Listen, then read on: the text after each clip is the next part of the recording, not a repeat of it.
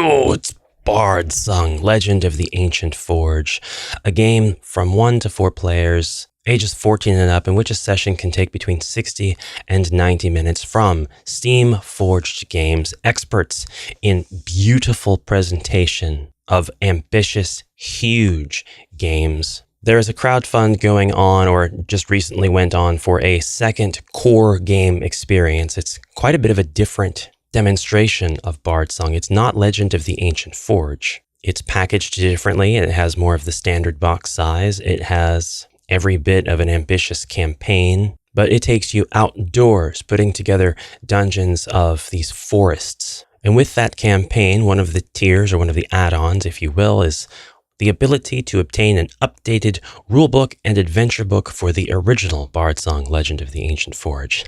What? Well, I backed that tier / obtained that add-on only and have yet to receive it, but I've decided kind of in the interim that Bardsung might not be for me, and that's what I want to talk about today. So we're going to change over to the other lens for just a bit while we chat. Sometimes there is a game that belongs to a genre that you love, just like there's movies that belong to genres that you love. And by the way, this is new.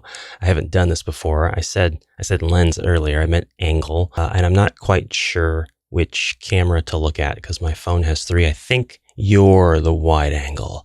So I'm not quite sure. My eyes may dance between them. So that might be a bit uncanny. Sorry about that. And also, you're a bit wobbly because I don't have great support over there. So just bear with me. We'll swap back and forth as I deem fit. What was I saying?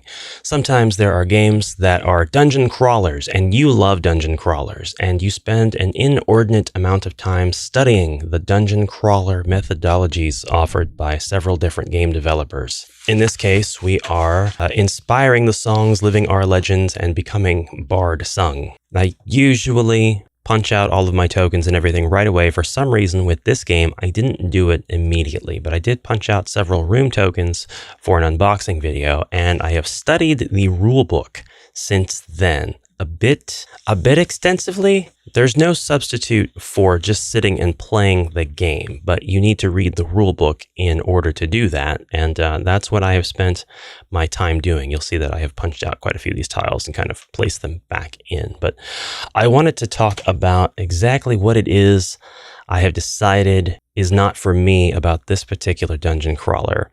And I wanted to talk a little bit about Steam Forged Games in general and some of their other products. And there's nothing bad going on. There's not like any sort of controversy, anything like that.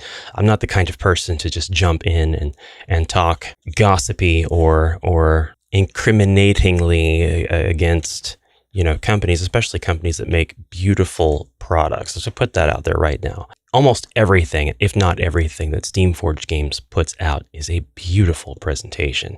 Bardsung is no different. And if we switch back to the upper view really quick, I can show you, as I'm taking stuff out of here, I guess I could just do it this way for now, that all of this stuff was meticulously packaged, put into this huge box to give you this very ambitious, enormous campaign full of content. There is so much here, and this is about a 16-pound box worth of stuff, from miniatures to the large quest book, and then the not big rule book at all. It clocks in at 43 pages. And I don't think that that's terrible at all when your quest book looks like this, and you have, what do we have here? We have 179 pages in the quest book, although some of these are campaign tracker pages. You're going to have pages like that in your quest book. Most of it is pure quest.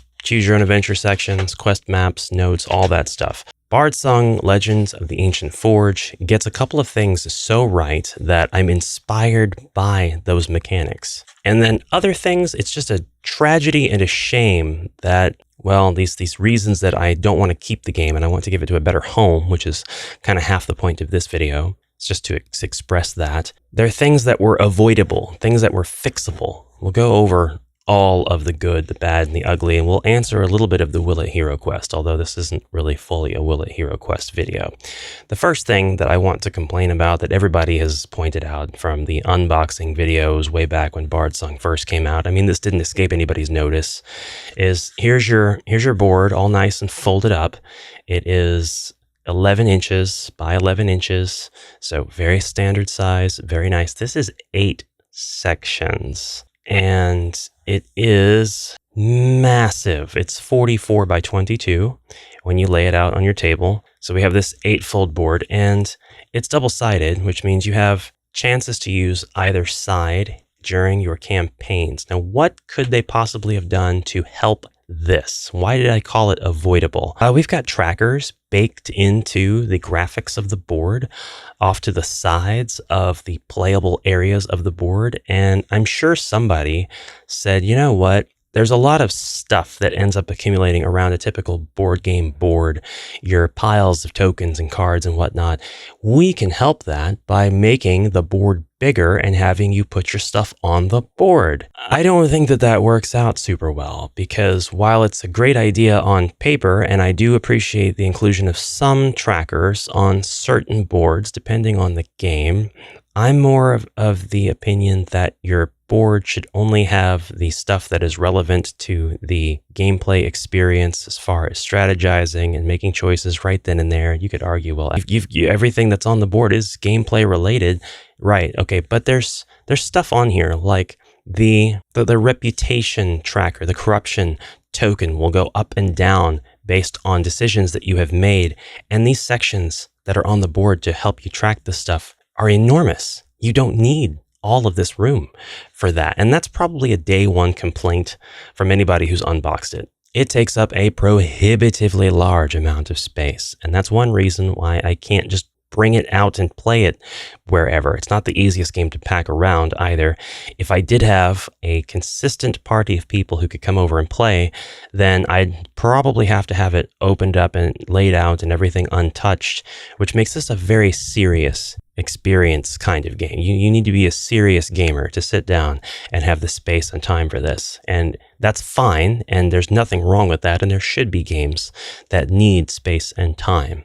Unfortunately, I discover I don't have the commitment to provide a space that it deserves. So there is that, and that's too bad, because again, that was avoidable on the designer's part. We have a lot of cards, but we don't have like too many cards, and we only really have a handful of decks. We don't have like 20 decks or anything like that. This really, the decks that are here play together in a way that reminds me of Dungeon Quest, and it's actually one of the highlights of the game and one of my favorite things about it, and I'm going to talk about that shortly. While I have unboxed this stuff, I want to show you the character trays, not character boards, character trays. I think I might prefer a tray over a board, because there are little places to put all your stuff, and you've got indents off to the side here for decks of cards, and you have your character's card deck here in the inlay, and you've got wells for tokens that you can flip or place or remove as the rules dictate. You've got a little tray for other things. I really, really like the character trays, and there are 5 of them. Everybody gets one. I believe they could double as your save state, so if that's the case, very well done there. Again, huge compliment to the etiquette and eloquence of design for Steamforged games. I have had quite a few Steamforged games in this studio. Bardsung was the first one, but I was very, very excited to back Elden Ring, and I have no regrets about backing the previous Elden Ring campaign or the current one, because my love for that franchise is enormous. I love Elden Ring, and it kind of doesn't matter if I even like the game or not. So that's kind of a zero sum as far as giving you my bias about the game and its design. I haven't played Elden Ring again still yet, so I can't tell you about how it plays. It does share a few things with Bardsung, and also I think with Dark Souls, but I've also played Dark Souls. I've had Dark Souls. I've had 2 of the games, the core games, The Painted World of Ariamis and The Sunless City. Those are games that have been in my possession. And I want to talk about Steamforged Games' habit of making the thing and then making a revision of the thing. So I talked a little bit about there being a tier, or an add-on rather, wherein Legend of the Ancient Forge gets an updated rulebook and quest book.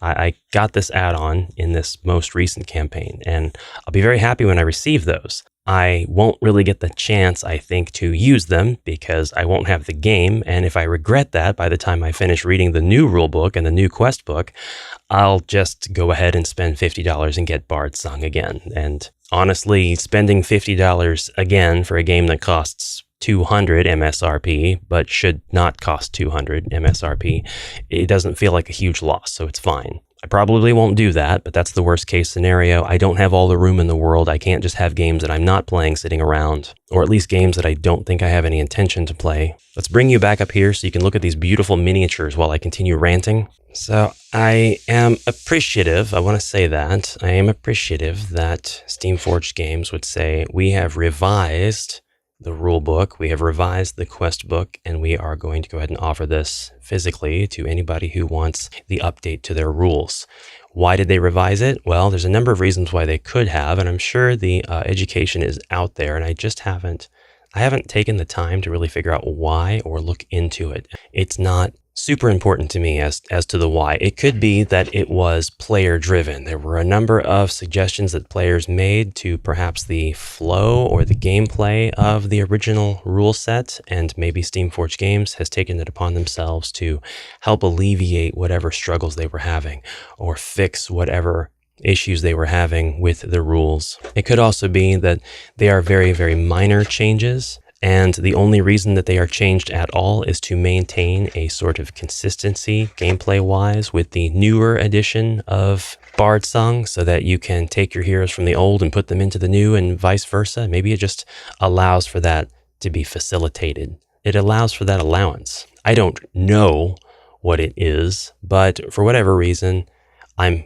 both grateful that they're doing that, even though I don't really have a lot of skin in that game, and also I'm thinking, well, this is part of kind of a pattern. Steamforged Games does quite a bit of this redoing of things. And it's good. It's good to listen to your people, but it makes me question the design choices then of the initial offerings. If we keep having refinements and errata and redone rules, then when you come out with a game next time, how am I to trust that it was designed well and designed right? I guess it feels like a kind of a minor complaint. It's kind of a non sequitur. And I guess it depends entirely on why those rule changes. There were a lot of people I heard that were unhappy with the differences in rule set between older Dark Souls games and the newer Dark Souls core set, because the newer core set was Steamforged Games essentially saying, we hear you.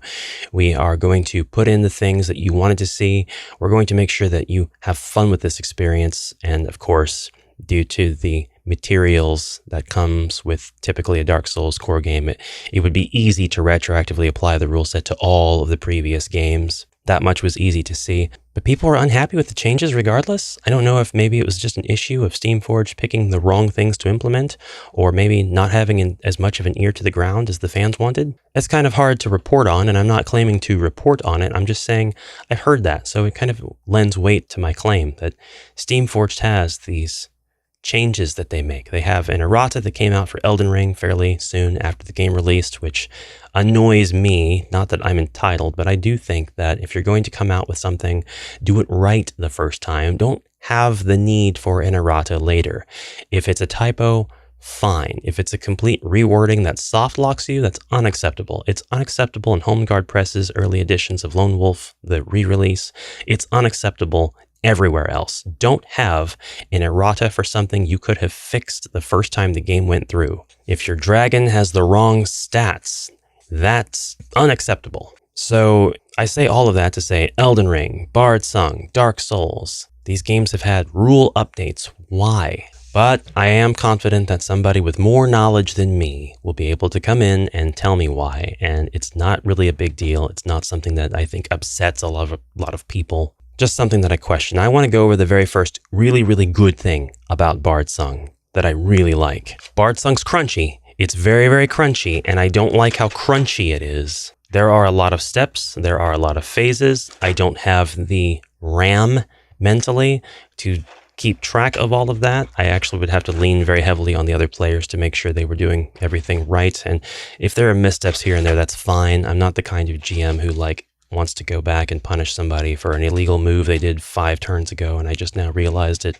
I'm the kind of GM who says, hey, if we missed it, then by virtue of us being incompetent, it's valid. I'm not sure why I went off on that tangent. I wanted to talk about the thing that I really liked. And the thing that I really, really like is the exploration phase. Okay, yeah, because the combat phase and everything involved with that is quite crunchy. And it's not quite for me because of the amount of time it would take to get through all the possibilities and try to strategize on a given turn. And again, somebody in the comments can say, Ash, you don't know what you're talking about. It's a breezy game once you get used to it. That's valid. This part, the exploration part, fascinates me. It fascinates me because of how they did it. Bardsung is not played on square tiles. It is played with tiles that have zones, and the zones have artwork that is unintrusive, that explains the separation of the zones. And it is this feature that makes me greatly respect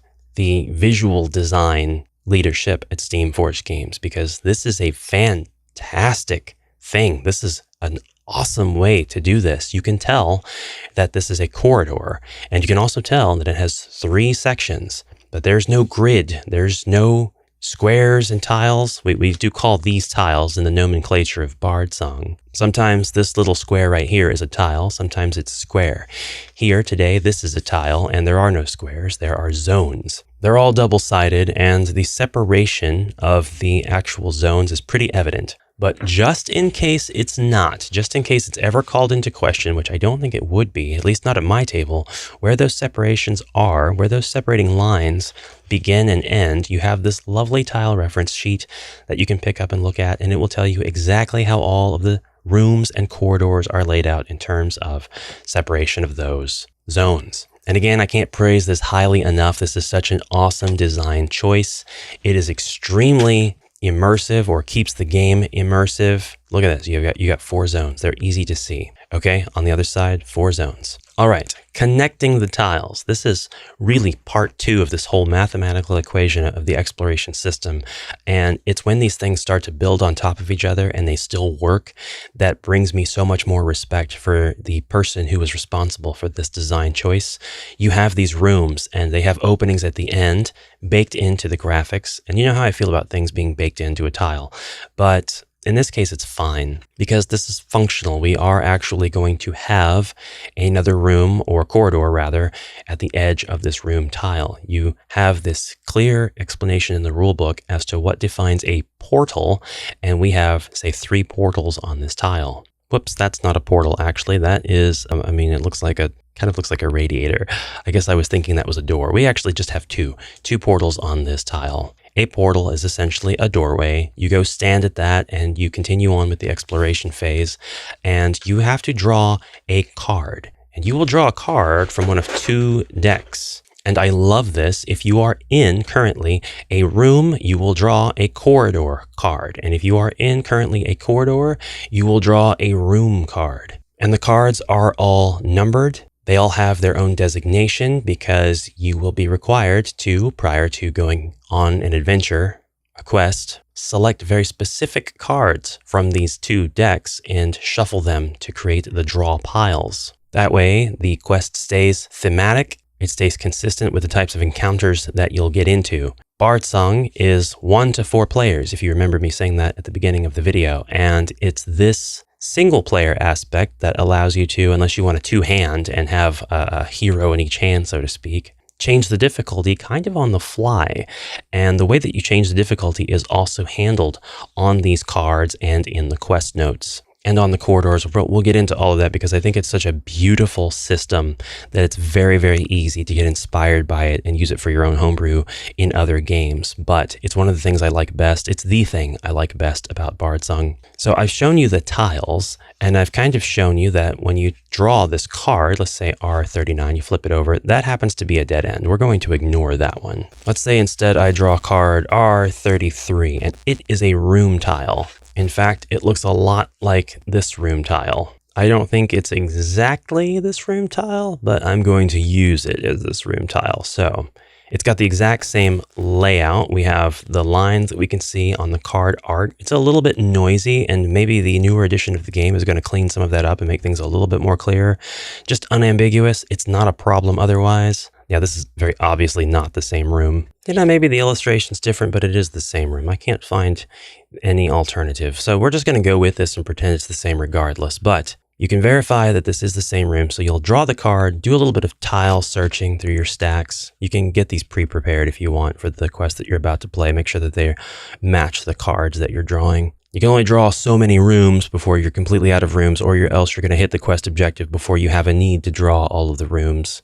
A la Warhammer Quest 1995. You'll notice that there is a symbol baked into the artwork of the room. In fact, there could be many symbols, and the same thing will go for the tile that you draw. This in particular is an exploration event, an exploration card. You have two more decks of cards here. You have ones with question marks on them and other ones with axes on them. These are called aspect decks, and they equate to basically events and battles or setups of monsters, skirmishes. These are also pre-built before you go on your quest. You don't just have these giant decks that you shuffle or anything like that. You're going to go through and put specific cards to form your two aspect decks alongside your two exploration decks. And so we've drawn this exploration card, we got this exploration tile, and we have a symbol. We don't know what the symbol means just yet because it could mean a number of things. There is a variable context that could be applied to it, which I think is very smart, but it depends on the event card that you'll draw, if it refers to it at all,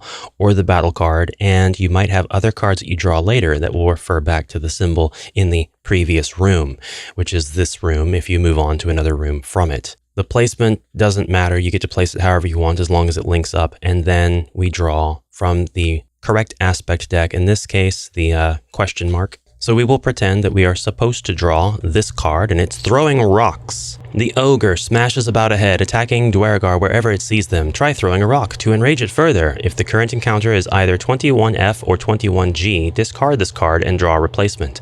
This hero makes a TN15 action roll. If they pass, collect vault card N03, then return this card to the vault. There is so much going on here, and this is not anything related to my problem with the combat crunchiness. This I actually find is extremely immersive. There's a lot of stuff that can happen from drawing this card. Now I know you're thinking possibly that what ogre? There's no ogre. And I told you before, these cards are drawn from these decks to build your quest beforehand. So in this quest, there will be an ogre. You will definitely have run into an ogre before you are meant to draw this card. The context will be there. You have encounters 21F, 21G. These are sometimes going to refer to things going on in the quest book itself. And when we open the quest book for me to show you how the quests are actually laid out, which was mind-blowing to me the first time I saw it, and mind-blowing to me a couple of years later when I looked at it again, that will make more sense. Finally, this hero makes a TN15 action roll. If they pass, you can collect a vault card, then return this card to the vault. By the way, this card may have come from a section of the game where you don't actually randomly draw this from your pre-built aspect deck. It might have been something that it instructs you to take out midway through the game, because that can happen too, and I'll show you how that can happen. Okay, the TN15 is actually a skill check. This game does come with D20s, and you can make skill checks using them, and that is going to test one of your specific attributes of your character. You have to meet or beat the 15, and if you pass, you'll collect a vault card, and this game does use a vault system, which is not my favorite. I don't like vault systems, really. I mean, I kind of do, but I think that gets fiddly. I think that there's a nice line there, and it's easy to break. I don't know if this game handles its vault system well. I hope that it does. It probably does. I really hope that Elden Ring's vault system makes perfect sense and it's great. And the vault system, really, by that, I just mean any sort of system where you have numbered cards that do not ever get drawn or touched or anything, and they sit in this vault. And at some point during the story or during a battle or some other instruction, you have an opportunity to pull out a numbered card from the vault. And if you win, if you achieve whatever the objective is, or you pass the condition that allows you to draw the card, you'll do some deck searching, which isn't going to really be deck searching. You're going through looking for a specific number, and if you never shuffled your cards, you're fine. And let's say it needs me to pull out card 150. All right, well, that's not going to take very long. I'll find card 150, lickety split, easy. A kid could do it. And then I'll get to have this card, or follow its instructions, or add it to my weapon collection. It could be anything a vault card could. Just depends on the game and that game's design. So that was a simple example of what could happen when you draw a card and pull a room tile. Let's go with something not so simple. Let's go with something like this, and I have to talk about this.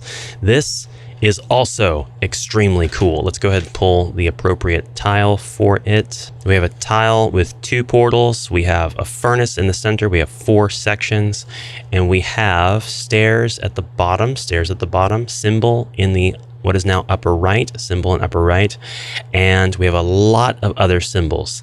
These, my friends, are the monsters that you are going to, and these symbols have no meaning on their own whatsoever.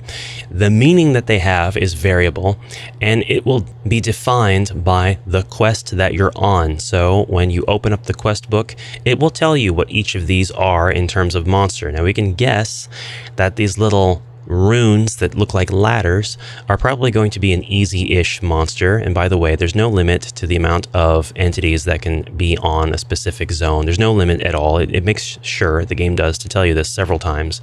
So you can have 1, you can have none, you can have 50. Just doesn't matter. It says make sure you know which tile they're supposed to be on, or which zone they're supposed to be on.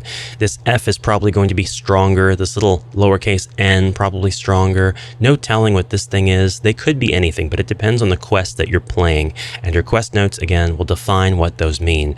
If you are going in with fewer than 4 players, so 3 or less, then you actually will not use the enemies in the circles. They'll go ahead and discount those. That's why I said that one was probably strong, because if you're playing with 4 or more players, 4 or 5 more if you can homebrew that, or if there's an expansion that allows you to, then you will include the enemies with the circles. And then again, this symbol is going to have a meaning that is also defined by the quest book. So since I have now talked about how awesome that system is, and if I haven't made it evident to you, then I apologize, I need to. This system is awesome for modular dungeon building. It's flippin' incredible. But now that I have impressioned that upon you, we are going to look at a random quest in the quest book, and I'm going to show you how awesomely the quest book is laid out, and why all of this makes sense together, and why I have a ton of respect for the designers who put it together. This is the adventure book. It's massive. It has so much preface to it. Rules section, scaling for number of heroes, additional rules for solo play. There's a marching order system, which is also present in Elden Ring and I think Dark Souls. And your additional rules for solo play have you adding a card called the Second Wind card, which essentially allows you to have another spot in the marching order where your hero gets to take a turn. It is a massive advantage over just having your one turn and then all the enemies go, and then you go, and then all the enemies go. And it can really change things up depending on its position in the marching order. So really, really cool to see that. I really, really like that idea. You are also given the instructions to increase the hero's grit value by 2. That's their health, the abilities. The hero can be affected by rules that specify other heroes. And when you create dungeon decks, there are going to be cards that it tells you to remove from your dungeon room decks. We get chapter briefs, and it's going to explain to you how to read these, how to look at these, how to refresh decks, enemy encounter tables, what these nodes and paths are. Chapters, which is the name that we give a quest, a chapter, is made up of a series of linked nodes, and each one represents an encounter. Heroes cannot move past a node until they have completed its corresponding encounter. Each node has information the heroes need when attempting it. And again, this is all part of a greater system that all goes together. We're just going to go to chapter 2, which is called Hobgoblin Encampment. And this is your chapter. This is how a quest is set up. You have one page that gives you essentially the map, kind of in the sense of Advanced HeroQuest from way back. And you have another page that explains to you the lore, which it provides for a lot of room to give you lore. Every page has got paragraphs and paragraphs of text. And yeah, you do see sometimes the map is on the left, sometimes the map is on the right. Every single page has got this unique backdrop of artwork. It's all beautiful and very impressive. And I'm actually, despite all of the whining that I did earlier about Bardsung having a new edition of rules, I just think that it's super impressive that they would publish a new edition of a book as beautiful as this. Anyways, the quest page gives you the chapter number, the title of the quest, the lore, and then it gives you how to build the challenge aspect deck, the battle aspect deck, and the lost treasure deck, which, by the way, is a small deck of cards that once you run out, you don't refill it. That's all the lost treasure that's in the dungeon. You have a progress tracker as well, and a number of goals that you can complete within the quest and corresponding rewards. If you complete an encounter, you will get 1 XP. If you complete 2 encounters, you'll get another XP. 3 encounters will net you a third XP. Discovering a lost treasure will get you 1 XP, and completing the chapter gets you 3 XP. Stairs and door symbols indicate entrances or exits on nodes as per the key at the beginning of this guide. So, starting at the node that has the stair symbol, we have a legend here of symbols around it. We have a 1, we have a 2A, and we have a 201. What does this mean? The 1 in the symbol that looks like a treasure chest is what treasure you find. The 2A is the node number. And there's not a 1A, presumably because this is not chapter 1, whereas chapter 1 will have a 1A on its entrance node. You'll notice the other nodes also have their own node names, 2B, 2C, and 2D, respectively, for this specific chapter. A specific rune for the node, and a narrative entry. In this example, it's 115. We have 8 different runes that are applied to these nodes, a standard crawl being the most common of them, but we also have hidden tunnel encounter, fixed encounter, outlast encounter, timer encounter, countdown encounter, long crawl, and torchlight encounter. Finally, we have pathways, and the ways that these pathways are drawn will indicate the directions of travel that you have. So your pathways here are unrestricted. You can travel either way. Restricted, you can only travel one way in the direction of the arrow. A locked pathway, a narrative pathway, and a secret passage pathway. So you can already see that there is a ton of potential for these adventures to get extremely different and very, very deep as far as narration goes. The narrative entry in this case is 201. So we've got a standard encounter. The chapters actually stop about halfway through the book, chapter 31 being the last one. Then we have all of these encounters that are predefined here. I give you the tile and they give you all of the enemies that are going to be placed and exactly what those enemies are going to be for these pre-built encounters. This is a boss fight, essentially. Not all of these pre-built encounters are boss fights, but there are quite a few of them. Finally, we get to the narrative section, and these are laid out in the style of a choose-your-own-adventure book. We have sections numbered 35, 36, 37, all the way up to 314, and then the last few pages are the endings. Looks like we have multiple endings to the overall campaign. But spoiler warning, I'm going to see what we were supposed to turn to in order to read about the Hobgoblin encampment narrative entry in the first node, and that's 201. So we're going to go to 201 real quick. And here it is. So only read the 201. Actually, with this lens, it's really hard to see stuff on the screen, so I apologize for that. But the smell of the hobgoblins stings your nostrils in the confines of these tunnels, their lair no doubt close by. Yet, as you stand at the crossroads, unsure of what path to take, the mysterious stranger appears once more.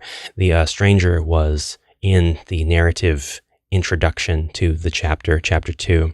You eye the hooded figure suspiciously. The motives of spirits twist like serpents when the mortal mind attempts to grasp them. In a whispered voice, the stranger speaks of treasures ahead, revealing the passage that leads to them. And yet, doubt crosses your mind. If such riches do indeed await, why then has this creature not already claimed them? As the stranger fades once more into the shadows, you are each torn between the siren song of riches and the lure of noble battle. The choice is yours to make, but you will not be able to turn back once the die has been cast. It's a great opportunity to provide you with narration. And having the quest notes essentially way back in the back, it separates you a bit from the quest, but it gives you the opportunity to kind of bounce around and read branching narratives. And instead of taking up space on the quest itself, you potentially could take up all of the space with other things that were gameplay related. I will say in this case, they probably could have saved some room by going ahead and putting the narrative entries on the page. I don't think that it really would have hurt anything. And then they could have just referenced numbers like you would have with quest notes. But that's a very minor complaint. I wanted to draw your attention to the wandering monsters at the bottom. Font might be a little bit hard to read for some, but for the enemies, the latter symbol ends up meaning the brigand, while the F means raider. The brute is what we get for the sort of gate. The butcher gets the DNA helix, and the reaver gets the two triangles kissing symbol. I know that these runes have names. I don't know what they are. I'm so sorry. The wandering monsters, which this game does have, include the giant rat, the giant spider, just an echo, overactive imagination, and there are two symbols for terrain, one being the banner and the other one, stake of Marika shaped, does not have anything. So in this way, some of the cards that you draw are going to have things on them that won't even be placed because of the difficulty level of the quest. I mean, that's a very early quest, so that makes sense for me. All right. Miniatures are subjective. It's not even really a complaint. These miniatures are actually really, really cool. They are well designed. Hero characters like the turtle. Some people might really like this sort of aesthetic. I don't know that I super care for it, but there are still, regardless, some miniatures in here, many miniatures, in fact, that are super cool. One of my favorites being this short bird boy, this crow character, this Kenku-like, or Eric Crook, or whichever one. And then you've got some pretty cool ones like this character who could be a Dwergar, I suppose, or dwarf. Now, will they always scale with HeroQuest? Not always. But like for these hobgoblins, they could easily just be their own scale and be introduced into whatever game. And they actually do match up very, very well with the HeroQuest characters. So like the hobgoblin faction in this box would absolutely HeroQuest, and it would give you an entirely new race of monsters to use. And you even have a couple of different sculpts of them. You've got some more like sneaky ones, and then you've got some straight up brigand warrior ones. You've got some very orcish big boy characters that look like they are ready to crump some Stormcast Eternals. They're not going to do that because they don't exist in this universe, but still. And then you have the much larger boss type enemies that look really cool, like this Spider Rider. No, it's not a Drider. He's just a dwarf in a mine that wants to be a fighter. And then you've got this monstrous, I don't even know what to call this thing. I know that it has a name. I know that I could look inside a book or a card and find its name out, but gosh, this thing is pretty cool. It is really, really cool. So when it comes to miniatures, Steamforged Games usually doesn't miss. The only miniatures I've ever had a problem with, as far as SFG goes, are the ones that are included with Dark Souls. Less than half of them are pretty good, and the rest of them are just garbage. It seems like such a harsh way to put that. You've heard my complaints about the Dark Souls miniatures, right? They lack detail. They lack so much detail. They did my girl Priscilla so dirty with her miniature. She's supposed to be beautiful. And then you've got very large, big boys like this one, and they're super sturdy, which Elden Ring couldn't get the same treatment, unfortunately. There were a lot of really finicky small parts in the Elden Ring miniatures, and I unfortunately was one of the several victims of having them be damaged in shipping. I don't know why everything couldn't be made of this epic encounter stuff, instead of, if you bend me too hard, I'm brittle and I'll break. This guy, though, is so cool. So, like, will the miniatures HeroQuest? That's a 9 out of 10. The really only thing that's going to stop you from using them is whether or not you like the aesthetic and you think the aesthetic matches with your overall game. Like, this guy looks like he's straight out of hell. I mean, there's not really HeroQuest monsters that look like this, but if you're going to use everything in this box, then you're absolutely going to start a campaign where it kind of looks like that's where they're going. You've got these giant bugs, although you don't really get a whole lot of like faction. Once you get through the hobgoblins, there's only one more tray of monsters that are actually alike. And this is where the scale can get a little bit wonky because you have a lot of halfling-like creatures in here. And if you want to call them halflings for HeroQuest, then they work out great. They're actually very, very close in scale to like the warlock. But if they're supposed to be dwarves, you'll probably want to use one of them to replace your dwarf minis from HeroQuest because the scale will be quite different. I say scale. I guess what I really mean by that is the proportions and the visual identity. The cues that make up a dwarf in HeroQuest are different than the cues that make up a dwerden in Bardsung. But if that's not a big deal to you, and it's not a big deal to a lot of people, then it's fine. And otherwise, you've just got these really cool monsters that you can use. I'm not going to be keeping any of the miniatures out of this because it's really, really hard for me to separate a game from its miniatures. But I absolutely want to use a system that's like the narrative system combined with the quest book, combined with the modularity of the building and having the adventure be different every time, yet retaining the same key narrative elements. I think that that is such a difficult puzzle to solve, but I think Bardsung nailed it with how they have you generating your dungeon, and yet no matter what combination of rooms you get, you're going to have those same key beats of the story and those same encounters pulled whenever you read from that specific part of the quest book.